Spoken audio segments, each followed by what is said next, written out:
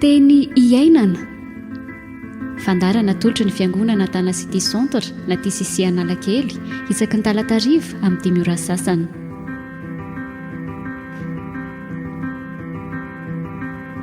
Teny iainana.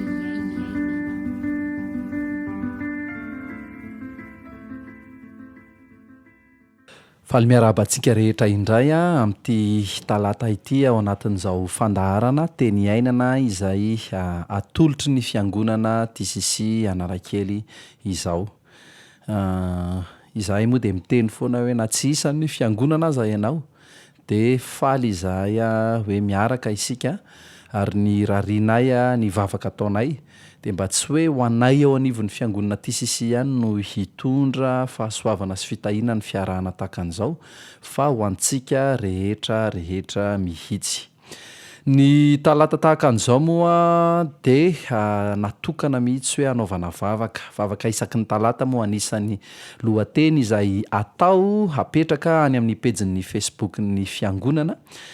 Dia ny vavaka atao nefa dia amin'ny ankapobeny mifantoka amin'ny toko ny vakiteny izay ataon'ny fiangonana dia ny vakiteny eo amin'ny testamenta taloha indrindraindrindra dia ny Deutéronomie toko 7:20 no vakiteny androany. Dia amaky avy ao amin'ny Deutéronomie toko 7:20 dia andininy voalohany sy faharoa dia andininy fahaenina. Dia ny vavaka izay ataontsika voalohany indrindra ndao hideran'ilay Andriamanitra tompoitsika fa vao maika manamafy hatrany hatrany ny teniny hoe mpanjakan'ny mpanjaka izy, tompon'ny tompo izy. Tena hoe eo an-tanany tokoa ny fahefana rehetra, eo amin'ny hery rehetra. Eno iange ny andininy voalohany sy faharoa dia ny andininy fahaenina. Dia niantso ny Israely rehetra i Mosesy ka niteny taminy hoe efa nahita izay rehetra nataon'ny tompo teo imasonareo tany amin'ny tany Ejipta ianareo dia tamin'ny Farao sy ny mpanompony rehetra ary nitany rehetra. Ny zavatra nataon'Andriamanitra zany tamin'ny Farao. Farao nefa fantatritsika fa lehibe any Ejipta, mpanjakan'ny Ejipta izany, fa Andriamanitra nanana fahefana teo amboniny.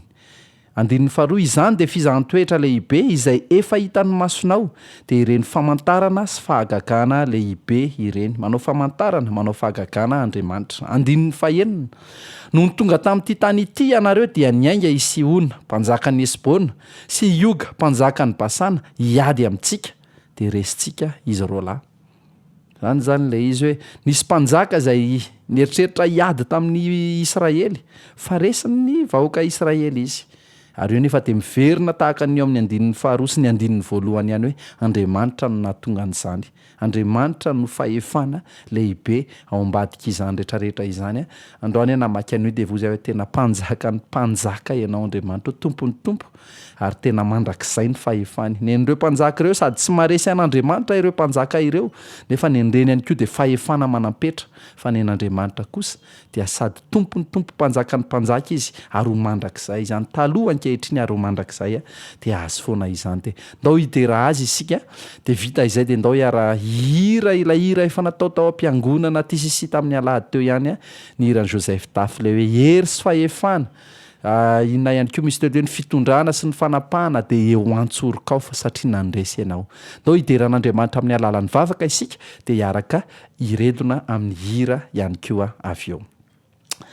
Andriamanitra misaotra noho ny amin'ny teninao izay mampatsiahy anay isan'andro isan'andro hoe ianao ilay tomponay dia mpanjakan'ny mpanjaka rehetra ianao, tompon'ny tompo rehetra ianao, filohan'ny filoha rehetra ianao. Eo aminao ny fahefana,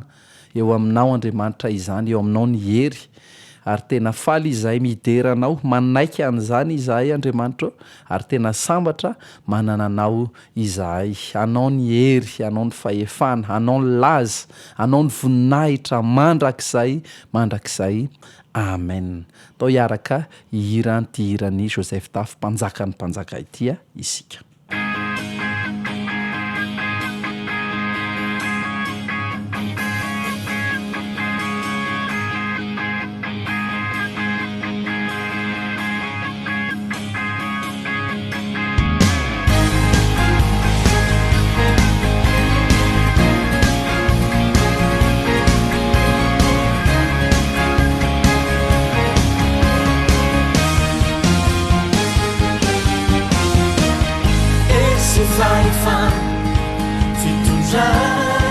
fanjakany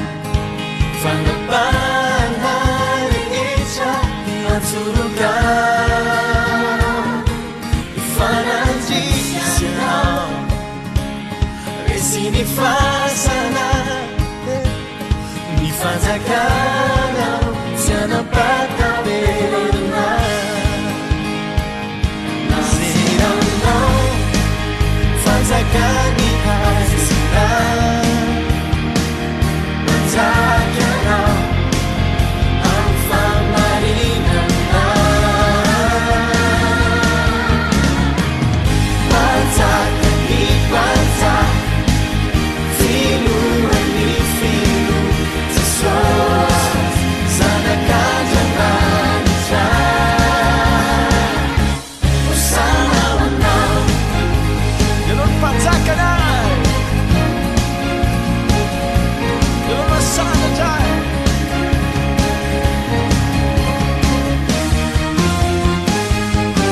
fanjaka misorona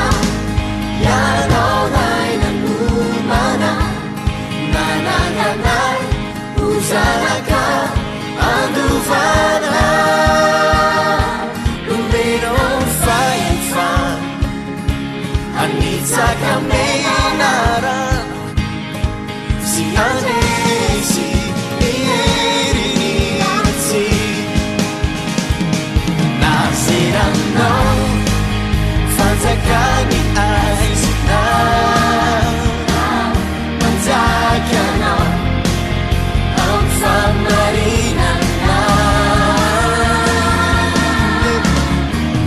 mpanjakany mpanjaka filohan'ny filo Jesosy zanak'Andriamanitra hosana hoanao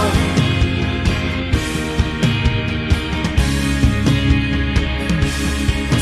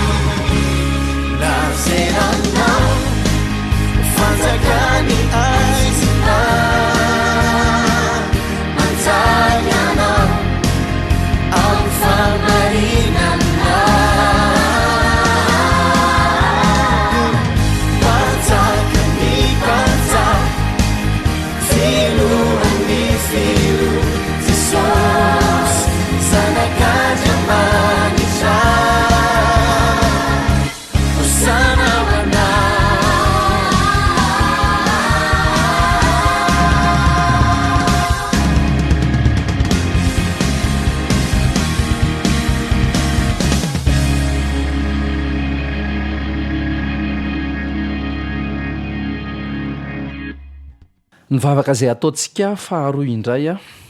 de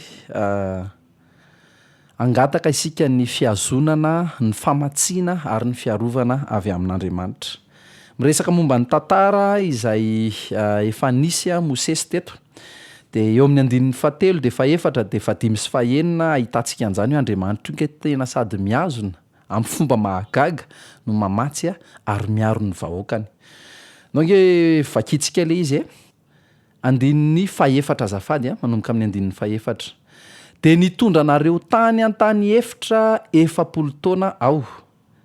Eo am'izay tsy rovitra teny aminareo ny fitafianareo ary tsy simba teo amin'ny tongotrao ny kapanao. enjana be eritrereto ange zany hoe nandritry ny 7 taona de tsy rovitra ny akanjonao, nandritry ny 7 taona tsy simba ny kapanao, teny atongotrao. Nefa amin'ny akapobeny raha kapy zany mety heritaona 2 taona, ny akanjo zany heritaona 2 taona ho an'ny vehivavy ary moa zany amin'ny akapobeny isam-bolana de tokony hiova. Ho an'ny lehilahy zao mahita maheno an'izany hoe akanjo maharitra 7 taona zany faly be, mety be amiko mihitsy zany fa ho an'ny vehivavy indray mety kivy manoloana an'izany. Somary sangisangy fotsiny iny fa ny ao ambadik'izay hoe tena miazon'Andriamanitra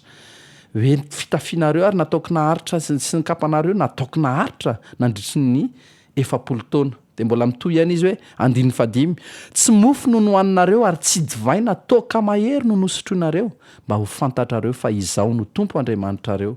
Fantatritsika ny tantara hoe manana nomen'Andriamanitra azy ireo tany amin'ny fotoana tsy nananan'izy ireo ninninona mihitsy tsy nanana sakafo dia nomen'Andriamanitra mana izy ireo. Ary tsy hoe tany ihany koa izy ireo amin'nangetaheta de tsy maintsy hoe toaka nisy tany na divaina tahaka an'izany fa fantatritsika le hoe nomen'Andriamanitra rano izy, nomen'Andriamanitra rano hosotrony ny zanak'Israely zany de hoe mamatsy izy. Eo zany ny teny Andriamanitra hoe niazona ny akanjonareo sy ny kapanareo, ianareo ihany koa de nomeko ny mana izay nilain'ny vatanareo nanana rano nosotrona ihany koa ianareo. De ny fiarovana efa hitantsika teo ny 9 hoe nisy an'ireo mpanjaka tokony hanafika andry zareo fa resindry zareo ireo mpanjaka ireo nony amin'Andriamanitra. Andriamanitra zany miazona mamatsy ary miaro. Ary zay no nday ho ataontsika vavaka ihany koa androany mahafinaritra foana moa ary zavatra tokony ataontsika kristianina mihitsy ny mahatsiaro ny zavatra lasa efa nataon'Andriamanitra, mahatsiaro hoe iza moa Andriamanitra ahafahantsika ihany koa amin'izao fotoana izao manana an'izay finoana izay ary mangataka araka izany ihany koa. De ndao anao an'izay fangatahana izay isika androany indrindrindrindra le famatsiana fiarovana avy amin'Andriamanitra io ihany koa. Ngamba tena hoe le famatsiana zao tena tiako hoentintsika mbavaka manokana mihitsy manoloana ny fiakaran'ny vidim-piainana, manoloana ny fampidirana mpianatra, manoloana ny zavatra maro samihafa eo amintsika. De ndao atsiaro an'izany hoe namatsy Andriamanitra, namatsy ny zanak'Israely Andriamanitra tamin'izany, namatsy ny vahoakany de amin'izao fotoana izao ihany koa vahoakany ve ianao, mino an'i Jesosy Kristy ve ianao, aza matahotra, aza manahy fa Andriamanitra no mamatsy sy miaro antsika. Ndao ary hiaraka hivavaka isika. Misaotra Andriamanitra noho ny amin'izany tantara izany izay tena mahavariana anay tokoa hoe niazona ianao tamin'ny fomba mahagaga. Nandritry ny 7 taona tsy rovitra ny fitafian'ny vahoakanao, tsy simba ny kapa teny atongony, nomenao mana izy ireo, nomenao rano hosotroina izy ireo ary narovanao izy ireo manoloana ny fanafihan'ny fahavalo. Mangataka an'izany ihany koa izay Andriamanitra ho aminay tsiraray avy izay fa mino an' Jesosy Kristy ka vahoakanao mba ianao tokoa no hiazona anay,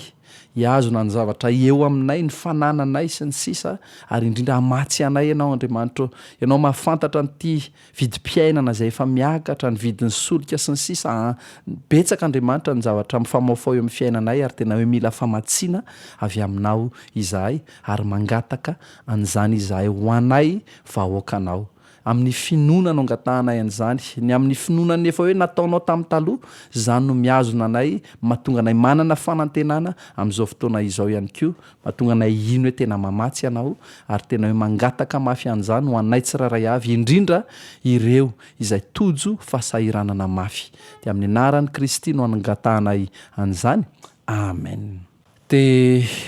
mitohy hatrany isika hiditra sady isika ao anatin'ny vavaka fahatelo izay ataontsika. Araka ny teboka voalohany tamin'ny toriteny tamin'ny alahady teo moa izay noraisina avy amin'ny Deutéronomie 7:20 de hoe aoka isika ho mpankatony ny teny fa tsy ho mpiaino fotsiny ihany. Ary tena betsaka izany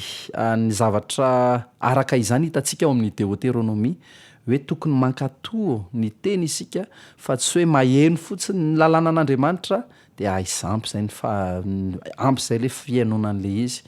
eo amin'ny vakitentsika androany de mbola ahitantsika an'izay zavatra zay ihany andin'ny favalo sy andin'ny favalo amby roapolo rehefa nresaka momba n'le zavatra rehetrarehetra teo i Mosesy tam'reto taranaka vaovao ireto taranaka zay hiditra ny amin'ny tany Kanana nresaka momba n'le mpanjaka Andriamanitra manana ny fahefana rehetra mamatsy izy miazona izy miaro izy de anisan'ny teneniny eo amin'ny andin'ny favalo hoe koa dikan'izany hoe noho ny am'izany fahamarinana iantsika izany de zao ny zavatra tokony havaly ny fahalalantsika momba an'Andriamanitra hoe koa tandremo ny teniny izao fanekena izao ka arao mba ambinina ianareo amin'izay rehetra ataonareo efa hitantsika izay tamin'ny alahady teo le fitandremana fanarahana ny tenin'Andriamanitra fa tsy hoe fiainona fotsiny ihany de mbola hitantsika andin'ny fahavalo amby roapolo ihany koa amin'ny toko fasivy amby roapolo androany hoe an'ny Tompo Andriamantsika ny zava-miafina fa antsika sy ny zanantsika mandrakizay kosa ny zavatra ambara mba ankatoavantsika ny teny rehetra amin'ity lalàna ity mbola miverina eo ihany hoe fankatoavana zany fitandremana fanarahana ary fankatoavana ny tenin'Andriamanitra ary tena anisan'ny mbola tena hoe mavesatra ao apoka io ary tena anisan'ny zavatra resahan'ny Deutéronomie betsaka koa ngamba azontsika ilazana anazy de ndao anao mivavaka arak'izany mihitsy isika hoe mba olona ho kristianina tena mpankatony tenin'Andriamanitra fa tsy ho tia hoe miaino fotsiny ho mpanovo fahalalana fotsiny ihany nefa tsy miaina araka ny zavatra efa fantatritsika fa averiko amintsika rehetrarehetra ihany hoe za aloha de tonga saina amin'izany foana hoe raha izay zavatra efa fantatro momba an'Andriamanitra sy zavatra nitoriana tamiko sy zavatra nangatahana tamiko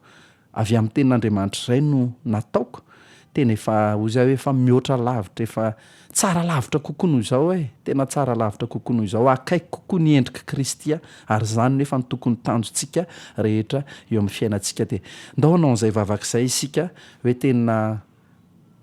anana an'izay toe-po izay mihitsy isan'andro tena ametraka fanontaniana foana hoe mandroso fe ao amin'Andriamanitra mba mankatovy ve za ty sady efa miaina fotsiny araka izao fotsiny hoe mandeha fotsiny maheno tenin'Andriamanitra mamaky fotsiny fa tsy ao an-tsaina intsony zany hoe ankatoa sy hiova araka ny sitrapon'Andriamanitra izany ndao hivavaka isika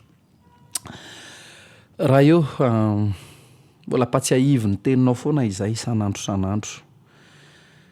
ny andin'ny favalo hoe koa tandremo ny tenin'izao fanekena izao ka arao fitandremana fanarahana ny teny izay nomenao anay fankatoavana ihany koa eo amin'ny andin'ny favalo amby roapolo hoe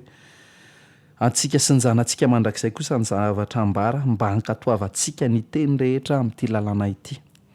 tena ampio izay Andriamanitra ampio izay ametraka fanontaniana foana amin'ny momba anay hoe inona ny tokony ankatoavinay manoloana ny teninao manoloana ny toriteny izay renay tokony mandroso foana izay fa tsy hoe eo amin'ny toerana izay efa nisy anay tamin'ny iray volana de eo ihany koa izay amin'izao fa tokony mihamandroso mihatsara mihamanahaka ny endrika Kristy de omeo anay izany hery zany tario amin'ny alalan'ny fanainao masina izay ampio izay tena hiova tokoa Andriamanitra aoka tena androso amin'ny fahamasinana tokoa izahay mba ho voninahitra ny anaranao amin'ny anaran'i Jesosy Kristy Tompo amen de vita izay de ndao ataontsika ty raha hoe mamy ny foko ty any amin'ny tsy fantatro andin'ny fafily iny tena misy an'le hoe aoka ny foko sy ny fonao raha hitepo tena iray aoka ny saiko sy ny sainao iray safidy mandrakizay de ao amin'izay mihitsy le teo hoe anaraka ankatoa an'Andriamanitra isika mamy ny foko ry Jesosy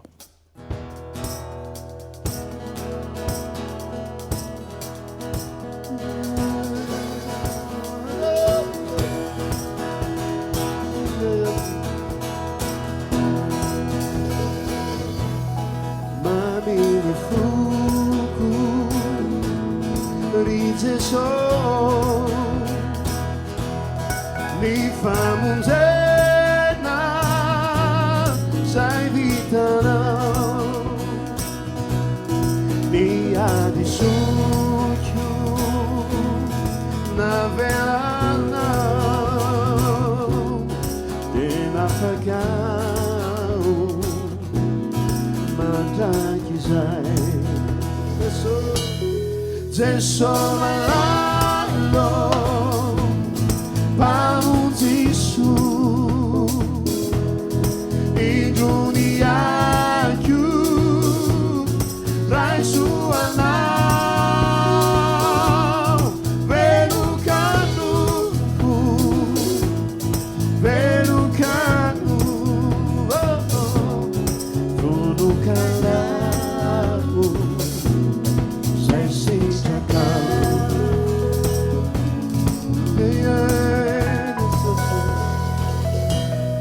tanony foko ry Jesosy zaza tsy mahasaraka anao mora malemy mora mami tanony fihitra awanao teso malalo pamuncisu induniaku aisuana velukanu velukanu rayo velukalamu sesiteka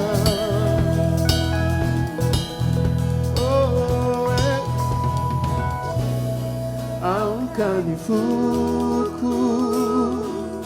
sinifuna yara itepu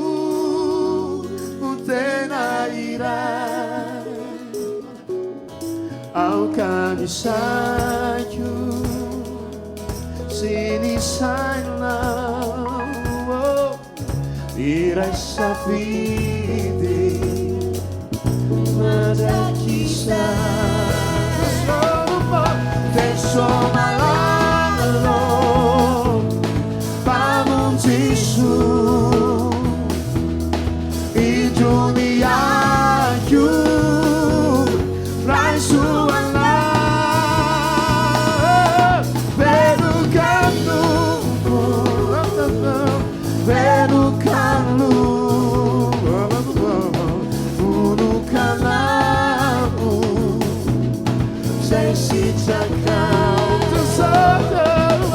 teso malalo pamuncisu induniaku raisuana velukanu velukanu unukalamu sesiteka unukalamu sesiteka unukalamu sesiteka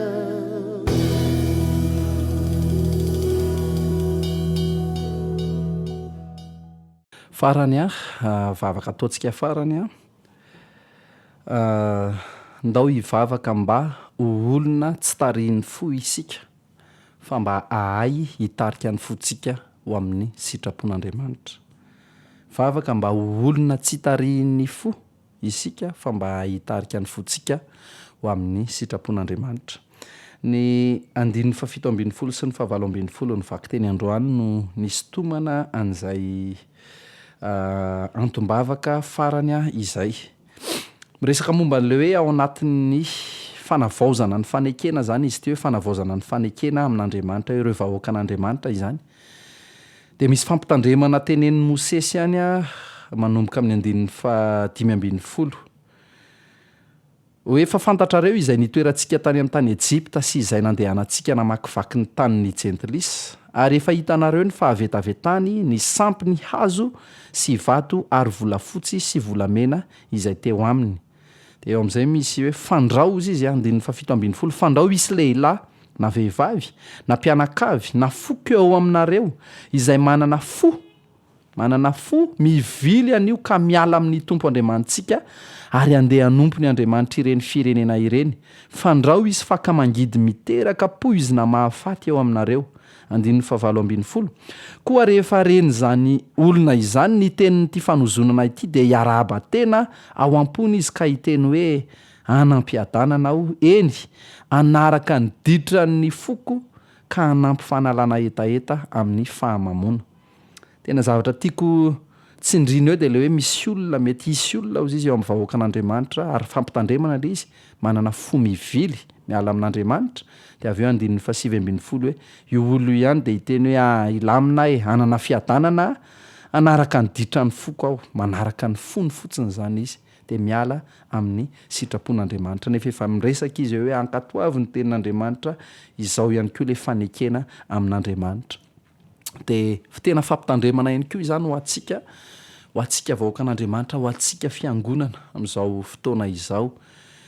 hoe tena amin'izao moa tena malaza mihitsy ilay hoe arao ny zavatra tenenin'ny fonao hoe inona moa misy an'le hoe samy manao zay mahafalifaly ny fony samy manao zay mahafalifaly ny sainy fa tsia mazava be eo amin'ny soratra masina mihitsy hoe ny fo dia tsy natao hitarika atsika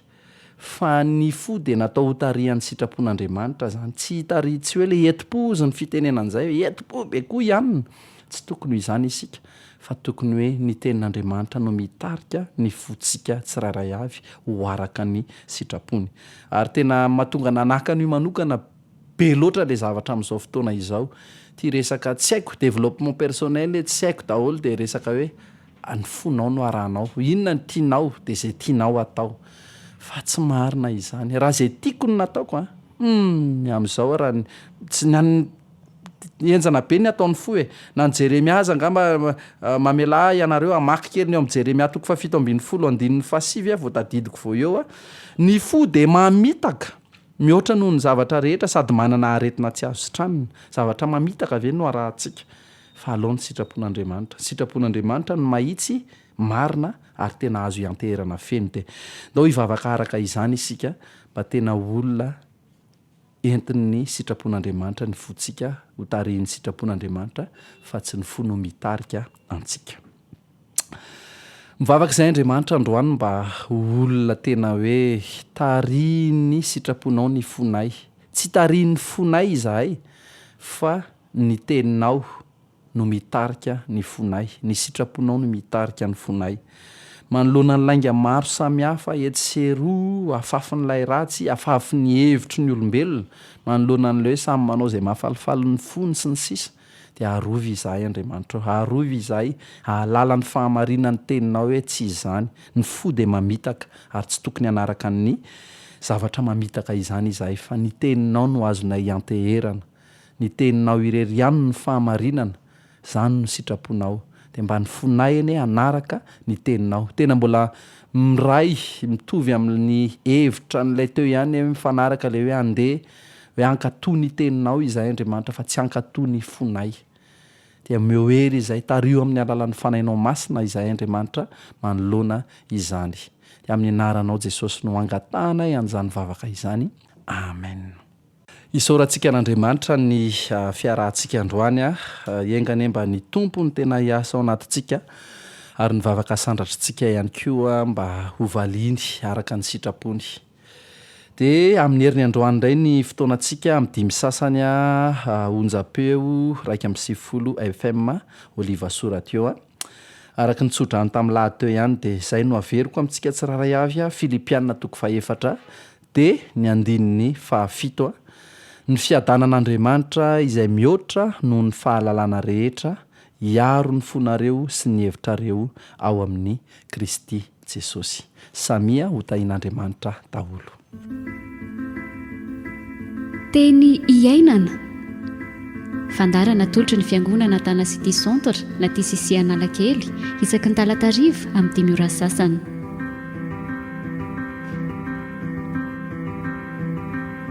Teny iainana.